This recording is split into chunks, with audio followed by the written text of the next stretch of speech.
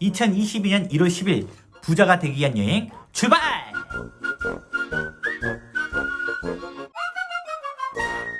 부자로 가는 내비게이션. 돈이 없어도 부자가 되는 무위험의 세상이 있다고 나는 믿었고 현실을 확대하고자 했다. 어떻게는 몰랐지만 왜 가야 하는지는 확실했으며 이제는 자신이 있었다. 왜냐하면 어제의 나보다 오늘의 나는 훨씬 믿음직스럽기 때문이다. 안녕하세요. 부자가 되기 위한 여행 조데크입니다. 우리는 지난 시간에 돈이 없어도 부자가 되는 무위험의 세상이 있다면 기꺼이 나의 현실을 확대해서 그 여행을 떠나겠다고 마음먹었습니다. 오늘은 부자라는 목표를 향해서 달려갈 수 있는 구체적인 계획들에 대한 부분을 고민해 볼까 합니다. 우린 대부분 마음은 먹지만 목표로 달성하는 데에 부족함들이 많습니다. 왜냐하면 계획이 없기 때문인데요. 결국 목표를 이루기 위해서는 구체적인 계획이 있어야 되고 그 계획을 달성하기 위해서는 구체적인 시간 배분이 있어야 됩니다. 그래서 그 부분들을 오늘은 얘기해 볼까 합니다. 먼저 첫 번째, 목표를 분명히 해보겠습니다. 부자.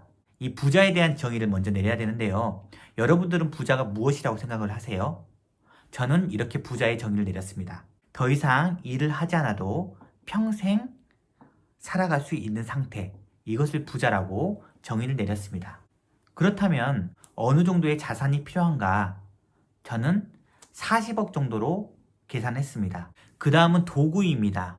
어떤 도구를 이용해서 부자가 될 것이냐? 사업체, 부동산, 주식, 그리고 지적재산권이 있습니다. 그래서 이 네 가지의 자산을 가지고 부자가 되기로 했습니다. 내용을 한번 정리해 보겠습니다. 부자의 정의는 더 이상 일을 하지 않아도 되는 상태. 목표액은 40억.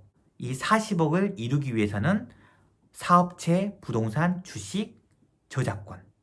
그 다음은 시간의 분배입니다. 언제까지를 목표 기한으로 할 것이냐?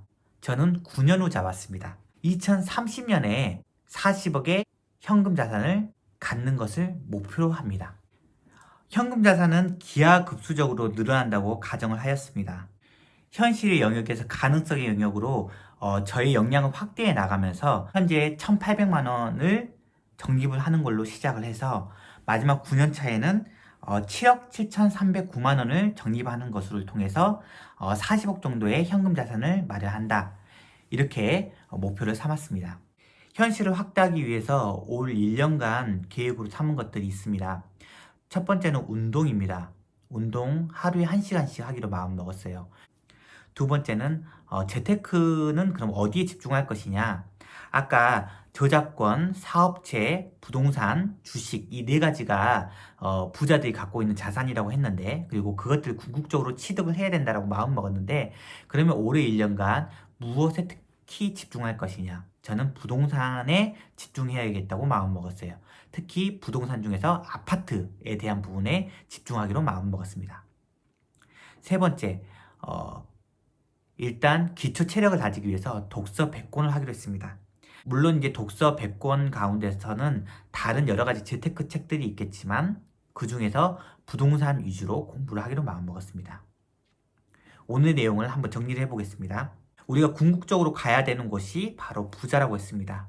부자의 정의에 대해서는 더 이상 일을 하지 않아도 평생 살아갈 수 있는 상태라고 했고 그 상태는 어느 정도라고 생각을 했느냐면 40억 정도라고 했습니다. 왜냐하면 40억 정도일 경우에 연간 1%의 이자로도 살아갈 수 있는 정도의 조건이 되기 때문입니다. 시간을 분배를 했습니다. 지금 2022년부터 2030년까지 9년간 목표 40억의 자산을 달성하기 위해서 노력을 하기로 했고 그 자산은 기하급수적으로 늘어간다는 것을 가정했습니다. 올해 1,800만 원을 적립하는 것을 목표로 9년 차에 7억 7,309만 원을 적립하는 것을 목표로 삼았습니다. 현실을 확대하기 위한 조언으로 운동, 재테크, 부동산, 특히 아파트. 세 번째, 독서 100권. 이렇게 계획을 세웠습니다. 계획을 세웠는데 될 수 있을까요? 한번 해봅시다!